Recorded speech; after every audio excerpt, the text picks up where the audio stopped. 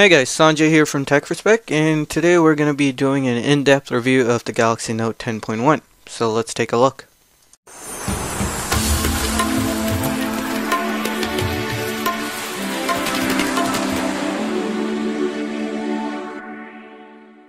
The Note 10.1 is a decent looking device with a rather unusual trim on its left and right sides, which also encase the speakers. This is also seen in the Galaxy Tab 2 line, and it does to some extent tarnish the look of the tablet. But you do get used to it and grow fond of it very quickly, much like the unusual look of the Galaxy S3. The device is completely made out of plastic, but it does seem to have the same hyperglaze finish that the S3 had, so you can expect it to repel scratches and dirt quite effectively. Alright, so taking a look around the tablet, at the front we have a 10.1-inch 1280 by 800 LCD screen with the 1.9 megapixel front-facing camera and the ambient light sensor over there. At the bottom we just have the proprietary charging and sync port and a microphone. Nothing on the left and right sides, but on the top it does get very crowded. We have the power button, the volume rocker, microSD card slot, IR blaster, a 3.5mm headset jack, and a SIM card slot. That may sound like a lot, but it wasn't really a hindrance during my time with the tablet. The back houses the 5 megapixel camera, LED flash, and the S Pen. Inside the tablet we have the 1.4 GHz Exynos 4412 processor, the same one on the Galaxy S3 of course, along with 2 gigs of RAM. We also have an enormous 7000 mAh battery to keep you running. The 10.1-inch LCD display is very bright and can be viewed pretty well outdoors. The viewing angles are large and the colors are saturated, and it's very pretty to look at. The 1280 by 800 resolution is great, but we can't help but yearn for a 1080 screen to go with this beast of a tablet. Nonetheless, watching movies on this tablet is quite a treat, but nothing overly special that we haven't seen in other tablets. The S Pen works like a charm, even better than on the earlier Galaxy Note. It's very accurate and can keep up with the fastest of writers. The camera interface is identical to that of the Galaxy S3's. There is a whole slew of options and picture modifications you can do, but the overall quality of the pictures taken are average at best. But it would be very acceptable if you need to use the rear camera in a hurry. The front-facing camera works well for video chatting, and is one of the best front-facing cameras I've used on a tablet. The speakers are really loud and are very crisp.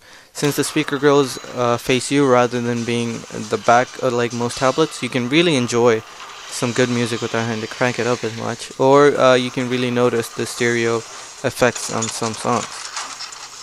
So the Note 10.1 is running Android Ice Cream Sandwich, but will receive an upgrade to Jelly Bean in the upcoming months. Android has gotten the TouchWiz Nature UX overlay, which isn't as obtrusive as previous versions of TouchWiz, but it does a lot to differentiate itself from the flock. The ripple effect is present in the lock screen, and we have the ability to add quick launch apps to the lock screen too.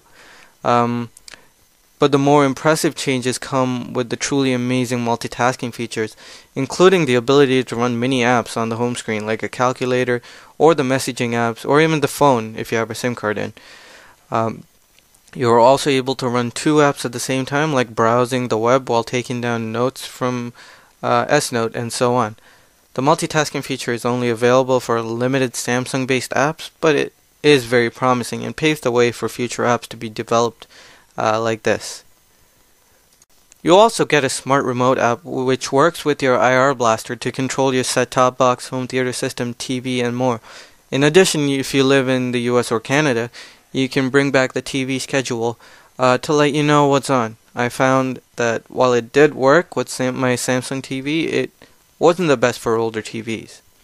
The tablet comes with a little bloatware, some useful and some not, like the remote app that I just talked about, Chat On, Game Hub, Crayon Physics, and so on.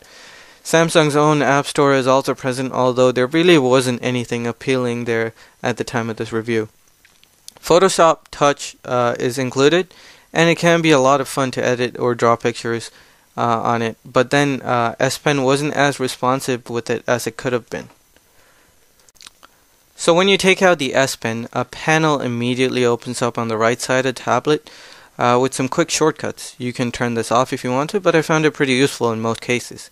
Something I was delighted to find was that in S Note I can place my entire palm on the screen of the tablet while writing. It was the first time I had been able to use a tablet comfortably to take down notes or to draw. However, this did glitch out sometimes, and it did completely reject touch input until the tablet was rebooted.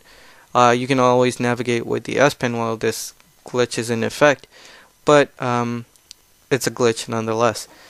And this problem will probably be fixed soon, and it's definitely not a deal breaker. S Note also provides some great features like being able to record your surroundings while taking notes, meaning it can be very useful for lectures and classes. It does matching equations or formula and printing it out, and it also can record your input in case you need to. So charging the tablet's beefy 7000 mAh battery takes a fair amount of time. Unfortunately, the charging cable is very short, and you won't be able to comfortably use the tablet while it charges in most cases. This is a drawback, but again, it's definitely not a deal breaker, because the 7000 mAh battery lasted me the entire time I was with the tablet. I did not have to charge it once. So it's a very effective battery, and it does its job well. Overall, this is a fantastic tablet. It has a lot of power under the hood, the RAM can handle multitasking, and a great pen that makes it more functional than ever. The user experience is smooth and is very thin and a delight to hold. However, with $199 tablets becoming more prominent in the market, the price is a little high. Samsung is yet to announce the final price at the time of this review, but it is expected to be around $500 for the 16GB Wi-Fi only model, and up depending on the storage and 3G or LTE antenna. If it had the 1920 by 1080 resolution display, we would have been able to rationalize this price point, but at this moment with the 1280 by 800 resolution, it is a little up there. Either way, if you're willing to spend, I doubt you would be disappointed with your purchase. So that's it from us at Tech4Spec, and this has been Sanjay. Thanks for watching. I'll talk to you guys later.